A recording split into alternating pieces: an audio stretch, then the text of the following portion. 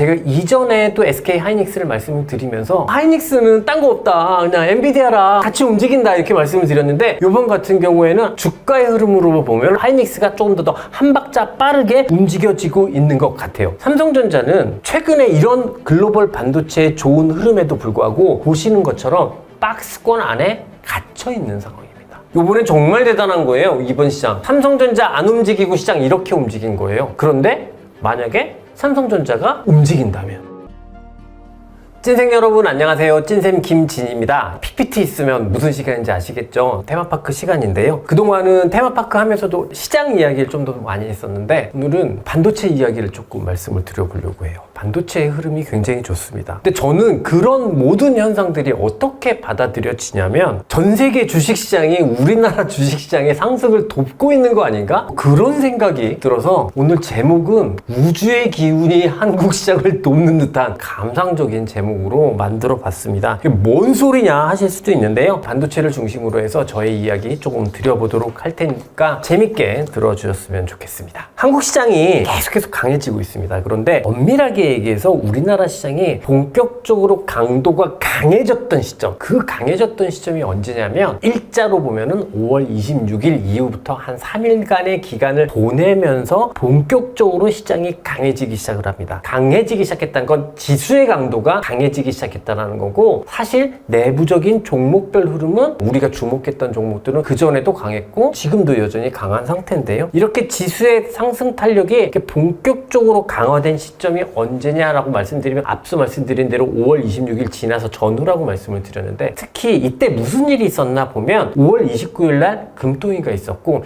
이때 처음으로 부양적인 금리 인하를 결정을 했습니다. 때문에 유동성이 강화되는 효과와 함께 금융주가 본격적인 랠리를 시작을 하면서, 그러면서 시가총액이 높은 금융주가 세게 오르기 시작을 하니까 지수의 상승 탄력도가 강해지기 시작을 했고요. 그 이후에 한 6월 5일쯤 됩니다. 시가총액 2위인 SK 하이닉스가 고가갱신을 합니다. 이 고가갱신을 하면서, 즉 시가총액이 높은 금융주와 시가총액 2위의 SK 하이닉스가 본격적인 랠리를 보이기 시작을 하면서 우리나라 지수의 상승 강도가 더 강해졌다라고 볼 수 있습니다. 그런데요, 저는 누누이 계속해서 말씀드리지만 금융주 같은 경우는 내수에 관련해서 이렇게 생각할 수 있겠고, 우리나라 유동성, 우리나라 통화정책 이거로 설명할 수 있겠습니다만, SK 하이닉스는 실질적으로 보면 글로벌 플레이어. 글로벌 플레이어라는 건 무슨 의미일까요? 결국은 글로벌 주식시장의 상황에 따라 거기에 지배를 받으면서 주가가 결정된다라는 뜻입니다. 그러면 여러분들 아시겠지만 6월 이후에 미국 시장이 그렇게 좋았나요? 그렇게 좋지 않았어요. 6월 이후부터 생각을 해보면 미국 시장 최근에 이제 좋아지기 시작했지만 우리나라 시장과 비교하면 그렇게 압도적이지 않았단 말이죠. 그럼에도 불구하고 SK 하이닉스가 오르기 시작을 했던 건데요. 그 이유가 무엇일까에 대해서 생각을 좀 해볼 필요가 있습니다. 우선적으로 일단 결론부터 말씀을 드려보면, 6월 이후에 미국 증시에서 반도체 지수를 중심으로 해서 랠리가 전개된 부분이 분명히 존재하고, 이것 자체로만 그냥 국내 반도체, 특히 하이닉스의 상승 환경이 조성됐다라고 볼 수 있을 것 같고, 이게 간밤에 엔비디아가 시가총액 1위를 다시 탈환을 했잖아요. 근데 제가 이전에도 SK 하이닉스를 말씀을 드리면서 하이닉스는 딴 거 없다, 그냥 엔비디아랑 같이 움직인다 이렇게 말씀을 드렸는데, 이번 같은 경우에는 하이닉스가 한 박자 더 빠르게 엔비디아를 오히려 견인했다고 보기엔 좀 어렵지만, 주가의 흐름으로 보면 하이닉스가 조금 더 한 박자 빠르게 움직여지고 있는 것 같아요. 거기에 또 마이크론 테크놀로지 실적 발표를 했는데, 실적 발표 이후에 주가 상황이 중요한 게 아니라 그 실적 상황에서 마이크론 테크놀로지나 SK 하이닉스나 동종업종의 경쟁자이기 때문에 업황을 파악할 수 있었잖아요. 그 상황에서 보면은 D램의 상황이 여전히 나쁘지 않다라는 걸 확인할 수 있었고, HBM을 중심으로 해서 AI 수요도 계속해서 증가하고 있는 나빠지지 않은 산업 환경인 것을 알 수 있었습니다. 그런 과정에서 어찌됐던 미국 증시가 6월 이후에 뭔가 반도체를 중심으로 해서 나스닥 지수로는 강력하게 나타나지 않았지만 반도체 지수를 중심으로 나타나면서 실질적으로 국내 반도체, 특히 SK 하이닉스의 상승 환경이 되었던 것 같고, 이게 우리나라 증시의 지수를 더 강하게 만든 요인이 됐던 것 같습니다. 그렇다면 현재 시점 글로벌 반도체가 어떤 형태로 상승을 보이고 있는지, 그리고 실제로 상승의 배경은 무엇인지 이것을 좀 파악할 필요가 있을 텐데요. 반도체가 아웃퍼폼했다고? 정말? 이렇게 생각하실 수 있잖아요. 지금 왼쪽에 보여드리는 그래프가 보면 6월 한 달간의 흐름입니다. 지난 새벽까지의 흐름은 아니고요. PPT를 만드는 통해 그 전날까지의 흐름으로 보시면 되는데 나스닥 지수가 6월 한 달 동안 사실 진짜 많이 안 움직였어요. 4.2% 올랐습니다. 4.2% 올랐는데 보시는 필라델피아 반도체 지수는 14.44%의 상승을 보였어요. 6월달 한 달 동안 보시게 되면 파란색의 나스닥은 오른 것도 아닌 것처럼 보여지지만 실제로 필라델피아 반도체 지수의 흐름은 이런 식으로 높은 상승률을 보여주고 있습니다. 근데 이 6월 이후부터의 흐름이 어떤 흐름이었냐 생각을 해보면 나스닥 지수는 5월 중순부터 상승이 일단 멈추면서 박스권으로 전환되는 듯한 흐름이었거든요. 그게 한 2주 정도 진행이 되다가 다시 상승을 하기 시작한 게 6월 초순부터예요. 그러니 무슨 얘기냐면 6월 초순부터 아직 나스닥 지수가 본격적으로 강화되는 흐름은 아니지만 6월 초순부터 그래도 4%대의 상승을 보이면서 지수 상승이 나타났는데 실제로 그 시점에서 나스닥의 상승을 이끈 건 반도체 지수였다. 이렇게 볼 수 있겠습니다. 반도체는 저는 항상 말씀드리지만 다 같은 반도체는 아니거든요. 다 같은 반도체는 아니고 좀 크게 보게 되면 어떤 애널리스트도 그렇게 구분하지는 않는 것 같은데 저는 시장을 보면서는 이 정도의 구분을 합니다. 첫 번째는 뭐냐면 AI 가속기에 특화되어 있는 반도체. 그래서 이제 현재 AI 국면에서 가장 핵심적인 반도체. 그래서 핵심 반도체라는 이름을 붙여서 제가 시황에도 그렇게 작성을 하고 어디 나가서도 그렇게 이야기를 하는데 그런 반도체가 있고요. 대표적으로 그게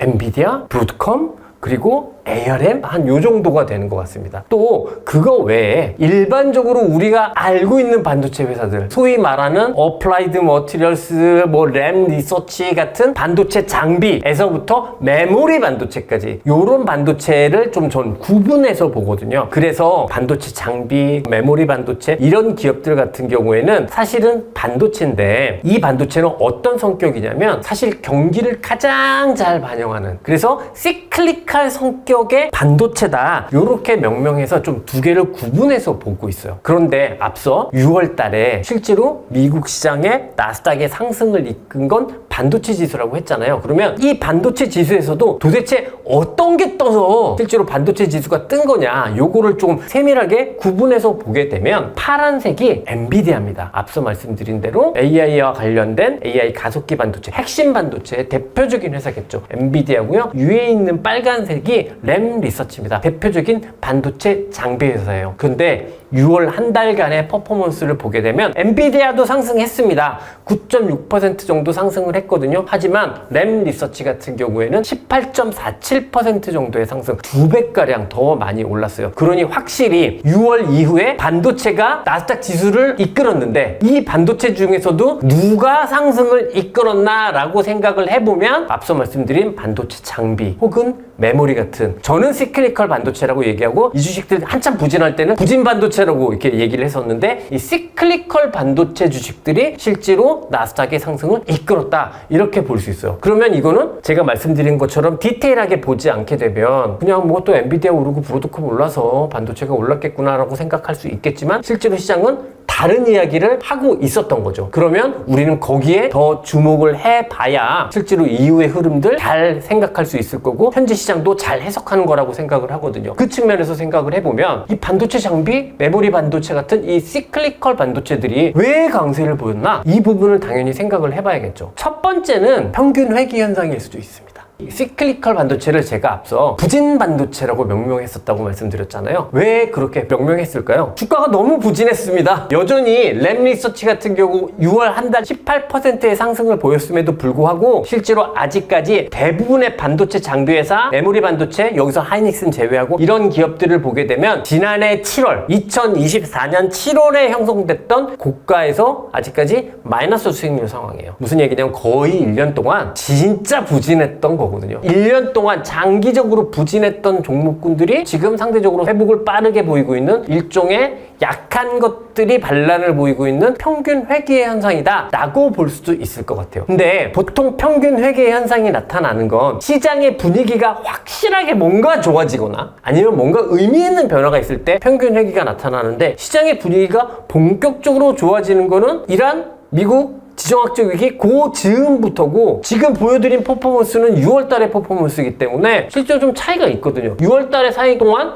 시장이 뭔가 특별하게 더 좋아지거나 시장의 심리가 더 좋아지진 않았어요. 그러면 경기 민감주의 성격을 가지고 있는 시클리컬 반도체가 상승하는 경우가 일반적으로 언제지? 요거 한번 생각해 볼 필요가 있을 것 같아요. 제 경험이기도 하지만 아주 많은 분들이 동의하실 부분이기도 한데, 경기 민감형 반도체잖아요. 시클리컬한 성격을 가지고 있는 반도체잖아요. 그래서 경험적으로 보게 되면 언제 이런 반도체들이 강세냐라고 하면, 첫 번째는 글로벌 IT 투자가 본격적으로 증가하기 시작하면, 이거는 경기가 좋을 때인 거죠. 그럴 때면 주가가 강해집니다. 최근에 그런 흐름이 있나? 굳이 생각해보자면 우리나라도 이제 소버린 AI 하면서 AI 투자를 적극적으로 하겠다고 하는데, 중동도 그렇게 하고 있고 저쪽 유럽 쪽도 그렇게 하고 있어서 소버린 AI에 대한 투자를 본격화하는 부분, 그 부분이 조금은 나타나는 것 같은데, 그러면 사실 소버린 AI의 가장 큰 수혜는 엔비디아란 말이에요. 근데 엔비디아보다 더 아웃퍼폼 하기 때문에 이게 100% 해석은 아닌 것 같고, 또 일반적으로 주가는 좀 선제적으로 빠르게 움직이잖아요. 그래서 금리 인하를 할 것 같으면, 다가온다고 생각을 하면 일반적으로 의외로 이 경기 민감형 반도체가 강세를 보이는 경우가 의외로 많습니다. 주가는 금리 인하를 하니까 경기가 좋아질 것 같고, 이러면 가장 경기에 민감한 반도체부터 오르겠지 라는 구조를 통해서 이런 시클리컬한 성격의 반도체가 올라가는 경우가 경험적으로 진짜 많은데, 그러면 현재 상황에서 이 두 가지 중에 뭐에 해당하는 부분일까 라고 생각을 해보면, 저는 소버린 AI도 있지만 그렇다면 엔비디아가 더 강세여야 되는데 아주 적절한 해석은 아닌 것 같고, 이게 의외로 반도체를 이야기하는데 채권을 이야기하면서 전체적으로 이해를 해야 되는 상황이 아닐까라는 생각을 하게 됩니다. 여러분들 이제 짜증나실 수도 있을 것 같아요. 이게 무슨 얘기냐? 반도체를 얘기하는데 갑자기 채권을 이야기한다고? 하지만 통상적으로 금리를 인하하기 시작하는 시점에 시클리컬한 성격의 반도체가 강해지는 게 일반적인 흐름이기 때문에, 반도체 투자할 때 채권 금리의 동향을 파악하는 건 기관 투자가들은 많이 하는 일이거든요.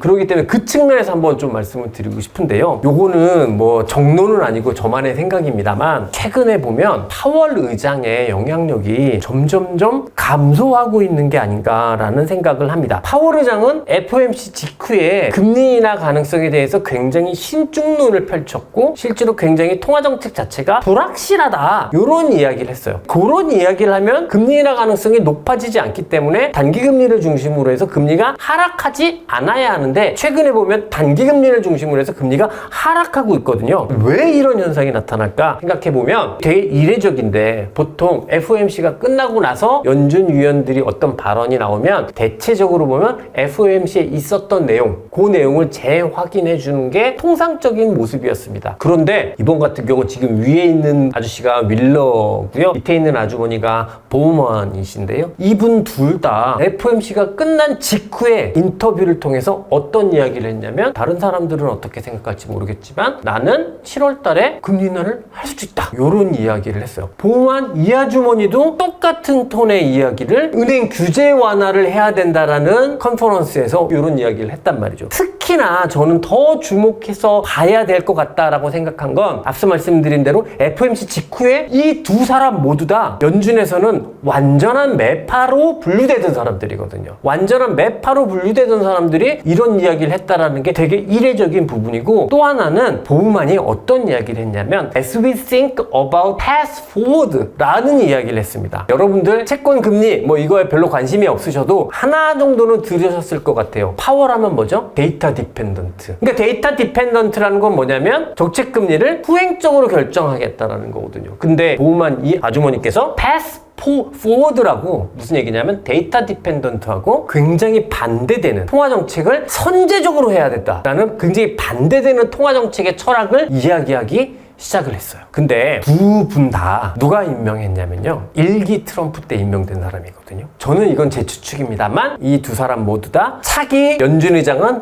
나야 라고 지금 침 바르고 있는 듯한 그런 느낌이 들어요. 시장의 반응은 오히려 이 두 사람의 말에 더 귀 기울이고 있는 것 같습니다. 왜냐면 화요일 밤, 수요일 밤 모두 다 현재 의장인 파월이 의회에서 통화정책과 관련한 증언을 했거든요. 어떤 내용이었냐면 굉장히 신중론이었어요. 지난번 FOMC 때하고 똑같은 수준이었었어요. 그런데 최근에 앞서 말씀드린 대로 단기금리를 중심으로 해서 금리가 하락하고 있는 거잖아요. 그 이야기는 파월 의장이 지금 현재 FOMC 의장으로 존재하고 있는 상황임에도 불구하고 약간 채권시장에서 파월을 말년병장 취급하는 거 아닌가? 말년병장보다는 상병 마로봉이 더 무섭잖아요. 군대 안 가신 분들은 모르겠지만 말년병장보다는 상병 마로봉이 더 무섭거든요. 영향력이 더 큽니다. 그런 분위기가 지금 미국 채권 시장에 존재하는 거 아닌가? 라는 생각이 들고, 그래서 실제로 미국의 금리가 점차적으로 하향되고 있습니다. 그렇기 때문에 이런 채권 시장의 변화된 움직임이 시클리칼 성격의 반도체 상승을 이끄는 한 축이 되지 않을까, 일종의 배경이 되지 않을까, 이런 해석을 할 수 있을 것 같아요. 짜증나실 수도 있습니다. 반도체 얘기를 하면 디램 가격의 상황, 반도체 시장의 상황, 반도체 펀더멘탈에 대해서 이야기를 해야지 왜 이걸 가지고 이야기를 하냐라고 생각하실 수도 있는데, 이 반도체에 대한 펀더멘탈에 대해서 제가 이야기를 하지 않는 가장 큰 이유는, 반도체의 펀더멘탈은 지난 1년 동안 변한 적이 없습니다. 오히려 계속해서 개선되었었어요. 최근에 디램이 좋아진다고 얘기하지만 디램이 좋아지기 시작한 상당히 오래전입니다. 지난 2월부터 디램이 본격적으로 개선되기 시작했어요. 현물가에서부터. 무슨 얘기냐? 그렇다면 반도체 업황이 나쁘지 않았던 상황인데 시장이 바보 같아서 지난 몇 개월 동안은 가만히 있다가 갑자기 6월달에 이걸 깨달아가지고 그래서 반도체 주식이 오른다? 저는 이게 더 비합리적인 추론이라고 생각하거든요. 그렇기 때문에 시기적절한 해석이라고 생각하면 오히려 금리 인하 가능성이 조금 빨라질 수 있는 그 부분, 혹은 변화되는 채권시장의 동향, 최소한 시중의 금리가 내려가는 흐름, 이런 것들이 오히려 반도체 강세의 일종의 배경이 되는 거 아닌가라는 생각을 할 수 있을 것 같고요. 남들은 다 오늘 뭐 반도체 오르면 디램 가격 얘기하고 뭐하고 다 그렇게 이야기할 것이지만, 저는 조금 다른 측면에서 강조를 해서 말씀을 드려봤습니다. 그러면 하이닉스 지금 잘 가고 있잖아요. 하이닉스는 오케이, 알겠습니다. 엔비디아까지 이제 오르기 시작을 했으니까 하이닉스는 있는 추세대로 그대로 이해하면 될 것 같은데, 만약에 말입니다, 삼성전자를 한번 볼게요. 삼성전자는 최근에 이런 글로벌 반도체의 좋은 흐름에도 불구하고 보시는 것처럼 박스권 안에 갇혀 있는 상황입니다. 이번엔 정말 대단한 거예요. 이번 시장 삼성전자 안 움직이고 시장 이렇게 움직인 거예요. 그런데 만약에 삼성전자가 움직인다면 시장이 어떻게 될까요? 더 세질 수 있겠죠. 시장의 상승 강도가 더 세질 수도 있을 겁니다. 지금 시장이 너무 가파르게 올라와서 굉장히 부담스럽다 생각하지만, 저는 삼성전자 안 오르고 이만큼 올랐는데 삼성전자가 본격적으로 고가 랠리, 이거 모르겠는데 일정 정도의 회복만 보인다고 하더라도 그럼 지수 상승 탄력은 도대체 어떻게 될 거지? 오히려 저는 이런 생각을 하고 있거든요. 그런데 최근에 글로벌 반도체 흐름이 좋단 말이죠. 아직까지 삼성전자가 여기서부터 여기까지 올라가는, 박스권 하단에서 박스권 상단까지 올라가는 정도로만 반응했고, 글로벌 반도체 중에서 삼성전자가 여전히 부진한 퍼포먼스를 보이고 있는 것은 사실입니다만, 마이크론 테크놀로지의 실적 발표를 통해서도 이 디램의 업황, 그 다음에 전체적인 반도체 업황들이 확인된 상황에서 이게 가능할 수도 있지 않을까? 박스권 돌파가 가능할 수도 있지 않을까? 최소한 환경적으로는 그런 상황이지 않을까라는 생각을 하게 됐고요. 그렇게 되면 삼성전자가 이 박스권을 돌파하게 되면 어떻게 될까요? 뭐 대단한 랠리? 그것까지 우리가 생각할 수는 없겠지만 일정 정도 이 장기간의 부진, 작년 7월부터 나타난 부진이잖아요. 이 부진에 대한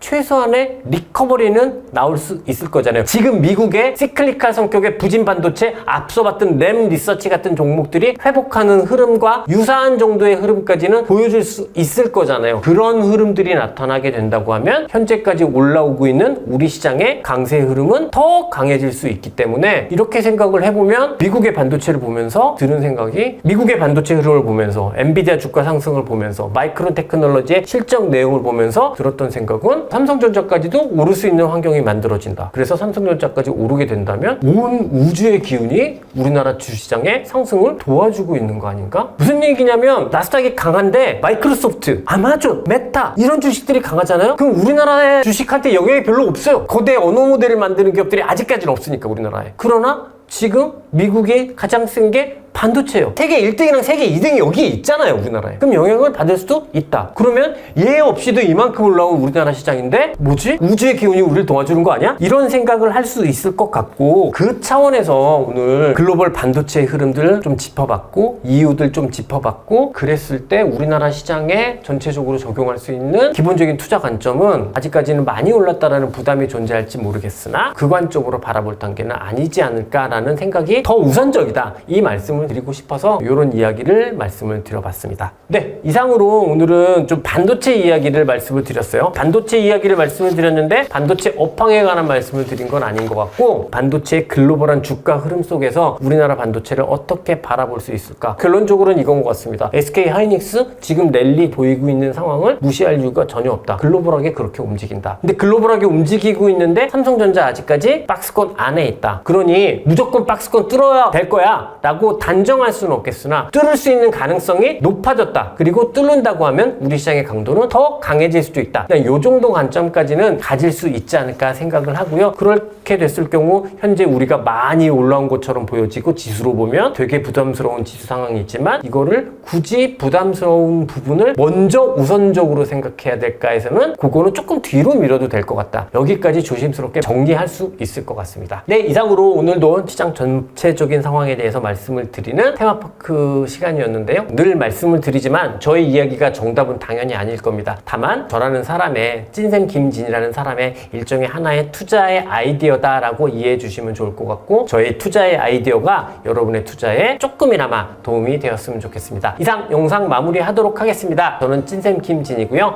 찐생 여러분, 화이팅입니다.